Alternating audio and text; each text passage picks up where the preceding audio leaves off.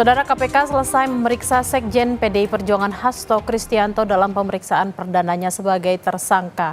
Walau tak menahan Hasto usai pemeriksaan, KPK memastikan penyidikan terhadap Hasto tetap berlanjut sekalipun Hasto tengah mengajukan pra-peradilan.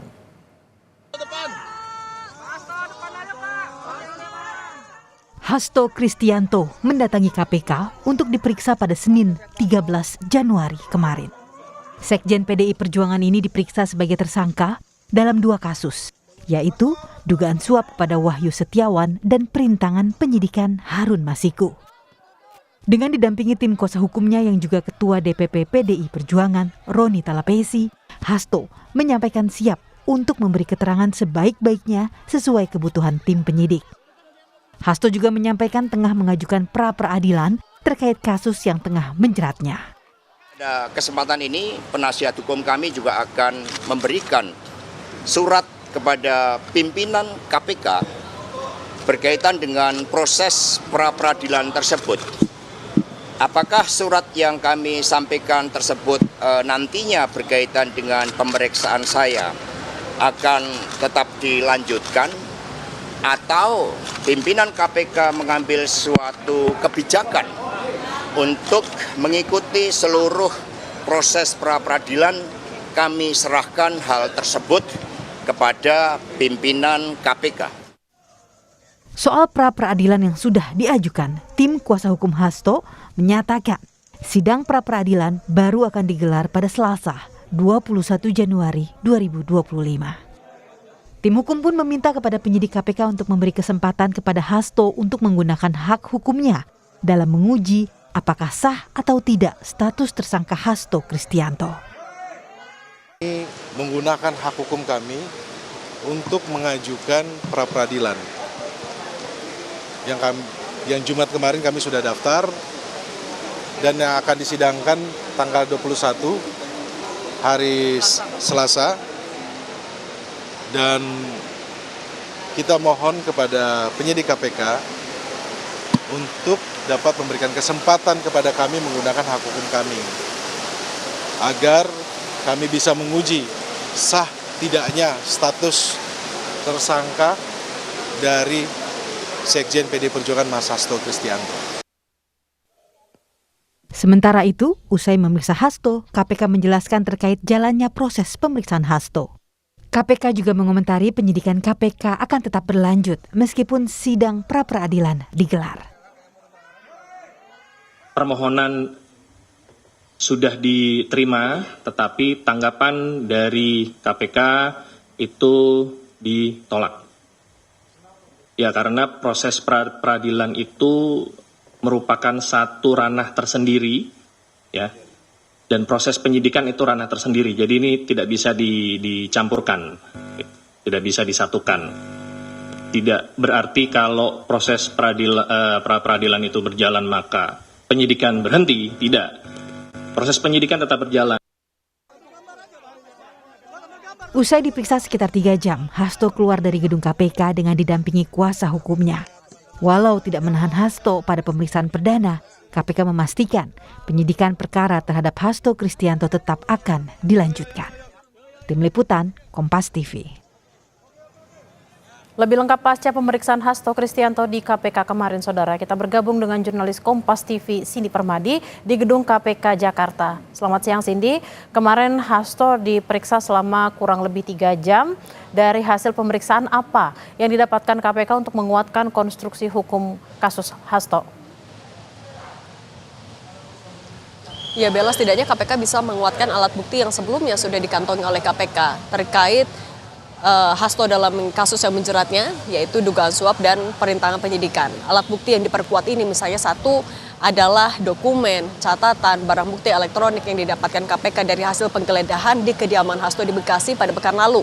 Yang kedua, mengklarifikasi keterangan atau pernyataan saksi-saksi lain yang juga sudah diperiksa. Misalnya kita juga ingat pada pekan lalu KPK sudah memanggil dan memeriksa mantan Komisioner KPU Wahyu Setiawan, mantan anggota Bawaslu Agustiani Tio Fridelina, lalu juga memeriksa Hasto untuk di kasusnya sendiri, di 2 kasus tadi, di dugaan suap dan juga kasus perintangan penyidikan. Dan yang keempat adalah terkait pernyataan untuk tersangka-tersangka yang lain. Ini dilakukan untuk melengkapi konstruksi sekaligus berkas perkara agar bisa segera dilimpahkan ke pengadilan. Ini juga menjadi penting karena ya KPK juga pasti masih mengingat ini adalah kasus yang sudah bergulir sejak tahun 2020 atau sudah 5 tahun. Di tahap pengadilan nantinya ketika berkas perkara sudah dilimpahkan, barang bukti akan baru bisa diuji sekaligus juga dibuka kepada publik. Nah, yang kedua yang juga jadi sorotan pasca pemeriksaan Hasto Kristianto kemarin di Gedung Merah Putih KPK adalah soal alasan mengapa KPK tidak melakukan penahanan terhadap Hasto Kristianto. Kalau KPK bilang karena KPK masih butuh waktu untuk memeriksa saksi lain yang tidak hadir dalam pemeriksaan.